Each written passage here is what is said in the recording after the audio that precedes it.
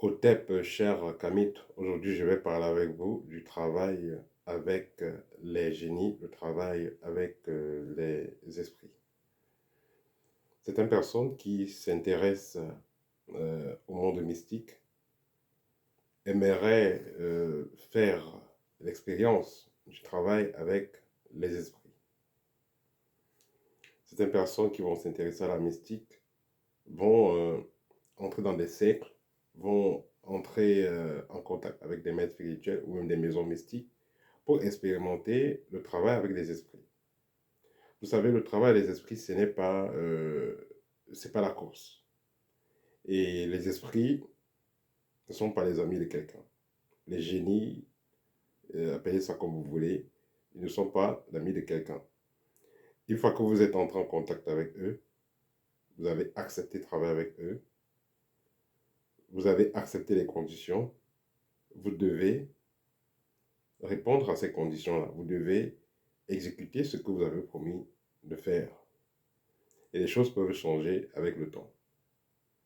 Vous avez souvent des personnes on va dire des jeunes chercheurs, qui sont entrés dans des conférences ou des loges, et après vont aller rencontrer des maîtres, ou alors vont entrer en contact avec d'autres maisons mystiques, dans le but d'avoir des choses qu'elles n'ont pas peut-être eues dans leur loge ou dans leur confrérie. Cependant, il est très important de noter que tout ce que vous allez faire avec les esprits ou les génies dépend d'abord de votre propre préparation. C'est pourquoi vous allez voir dans certains ordres où on applique de la haute magie, certains mouvements où on applique de la haute magie, il y a des tests à franchir. Il faut un temps précis pour que l'adepte ait atteint une certaine maîtrise. Et c'est après avoir atteint cette maîtrise-là qu'il pourra donc avoir les mots de passe et les codes pour pouvoir travailler avec certains génies. Parce que tout ça demande de la maîtrise. Il y a cela une quinzaine ou une vingtaine d'années, je pense que vous qui me suivez, ceux qui sont intéressés à la mystique depuis très longtemps, ceux qui ont suivi les émissions de Patrice Guémandon et autres, il y a eu une dame en Afrique qui a eu le vent en poupe en ce qui concerne la magie. Cette dame s'appelait Madame Mila, et elle a fait en sorte que beaucoup de personnes puissent expérimenter certains types de rituels. Mais comme ça ne s'est pas bien terminé pour la plupart, ceux qui voulaient les rituels d'argent et autres la contactaient, et voilà, par téléphone, elle résolvait le problème de tous ces gens-là. Il y a un magazine là à l'époque, là, je pense, je ne sais pas si ça existe encore, on appelait ce magazine Amina. Donc c'est un magazine de femmes, voilà. Ça chauffait là, il y a cela 20 ans aussi, 20 ans, 15 ans, ouais. Donc ça, c'est ceux qui sont nés dans les années 80 quelque chose, ils savent de quoi il est question. Voilà. Donc dans ce magazine, à la fin, il y avait souvent le contact de certains maîtres spirituels. À cette époque, il n'y avait pas trop d'ana comme maintenant. Il y avait plein de contacts de certains maîtres spirituels, que ce soit en Afrique, que ce soit au Bénin, que ce soit ailleurs. Donc ces maîtres-là mettaient leur contact. Et les gens les contactaient donc pour les services magiques. Donc les jeunes chercheurs qui avaient des temples en Afrique et autres les contactaient pour pouvoir coopérer. Il y a un jeune homme qui m'a contacté il y a de cela, ça fait peut-être un an, hein, un an, voilà, un an ou 17 mois ou 15 mois, comme par là. Le jeune homme avait contacté une maison mystique en Angleterre, dans un couvent. Vous savez, ces trucs ont existé, ça existe toujours, même comme c'est un peu plus, on va dire un peu plus caché, mais ça existe. Le jeune homme avait contacté un couvent mystique en Angleterre parce que, voilà, il voulait un rituel qui va faire en sorte qu'il se transforme en vampire. Vous savez, chacun a ses problèmes, hein. Il y a les gens qui ont des problèmes ils veulent de l'argent, d'autres gens ont des problèmes, ils veulent réussir à des examens, d'autres gens ont des problèmes, ils veulent trouver une femme, d'autres gens ont des problèmes parce qu'ils veulent, leur problème c'est voilà, pouvoir manger chaque jour. Mais il y a des gens, ils n'ont plus de problèmes, vas-y, basiques, ils ont des problèmes compliqués. Donc le jeune homme, lui, ce qui l'intéressait, c'est comment se transformer en vampire. Et il a donc contacté une maison mystique. On lui a donné un parchemin et un rituel à faire. Et on lui a demandé de dormir pendant une période dans une certaine position. On vous dit par exemple, vous allez dormir nord-sud, vous allez dormir est-ouest. On va demander de dormir dans une certaine position. Et après quelques jours, il a commencé à avoir des transformations. Il ne mangeait plus la nourriture, il n'avait plus faim, il commençait à ressentir des transformations et autres. Jusqu'à ce que ça commence à se compliquer, il sent que ça devient réel. Il a contacté l'école pour avoir de l'aide. Donc pour dire que il y a effectivement des maisons mystiques qui existent et qui font des travaux à distance. Donc, en ce qui concerne la haute magie, la distance n'existe pas. Vous avez contacté une maison mystique, prenez bien le temps avant de... si vous voulez contacter une maison mystique, prenez bien le temps avant de contacter celle-là. Et notez que c'est pas toutes les maisons, c'est pas dans toutes les maisons complaisantes. Il y a des endroits où vous allez contacter, vous allez entrer en contact, vous allez prendre des engagements et après, rien ne sera plus possible de faire. Donc faites très attention à là où vous allez vous engager. En ce qui concerne les travaux mystiques dans l'école Kamite, les travaux mystiques que nous faisons, c'est pas du genre vous allez vous coucher et dormir ronfler, on va tout faire pour vous. Non, nous ne faisons pas, c'est pas dans notre façon de penser et d'agir. Notre façon de penser, vous avez des problèmes, votre maison a des problèmes, votre entreprise a des problèmes, vous nous contactez. Après avoir fait un scanner spirituel, nous allons vous dire qu'est-ce que vous allez faire de votre côté. Et ensuite, nous allons vous assister. Donc, nous allons travailler ensemble. Ce n'est pas que vous allez rester, croiser les bras et on fait tout à votre place. Il faut comprendre que les problèmes que vous avez sont aussi là pour vous faire grandir. Les problèmes que vous avez sont la résultante également de vos erreurs.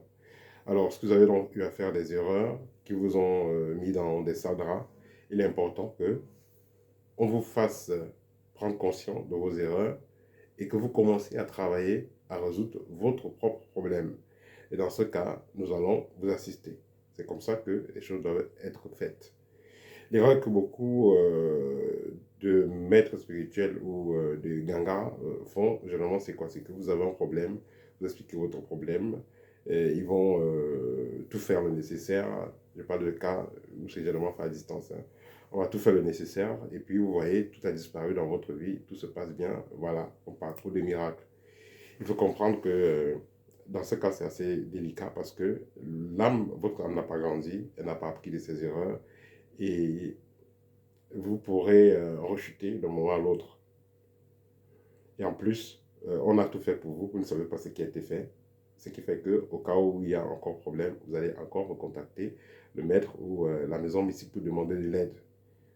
Or, selon notre fonctionnement, nous allons faire les choses avec vous et vous expliquer comment les choses ont commencé et vous expliquer qu'est-ce qu'il y a lieu de faire. Cela va vous faire donc gagner en expérience et au cas où vous avez des problèmes similaires ou même quelqu'un près de vous a des problèmes similaires, vous saurez comment apporter votre aide.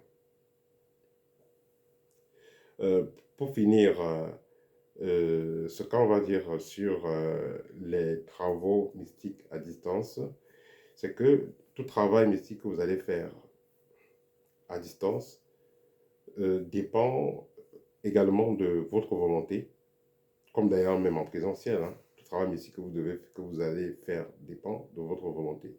Si vous avez de la volonté que le problème soit résolu, hormis que vous avez payé ce qu'on vous a demandé, vous avez la volonté, vous suivez les consignes, vous aurez la réponse assez rapidement. Et si vous avez demandé un travail, vous-même vous ne suivez pas les consignes, vous-même vous n'avez pas les disciplines, les choses seront un peu plus compliquées pour vous.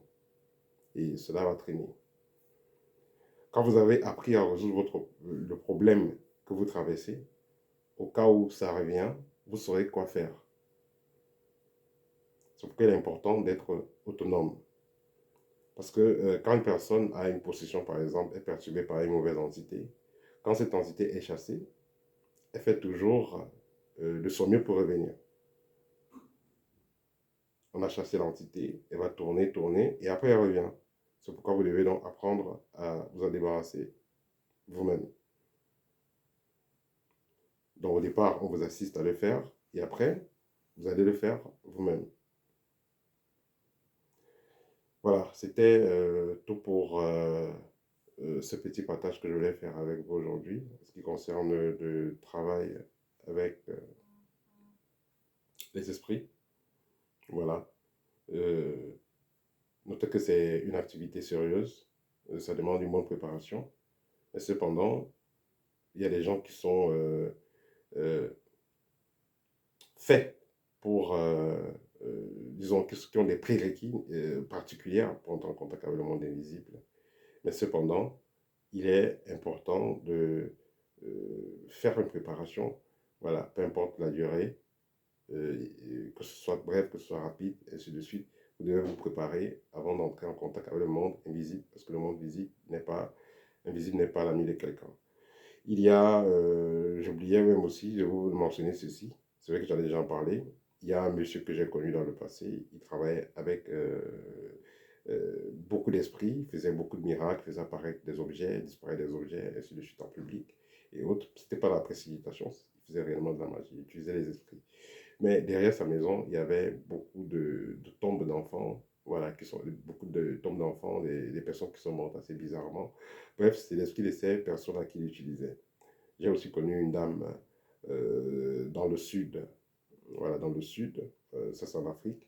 Et cette dame-là, elle faisait beaucoup de travaux mystiques, il y avait beaucoup de personnes qui venaient, mais elle avait 3 enfants. Et les 3 enfants-là n'étaient pas physiquement normaux.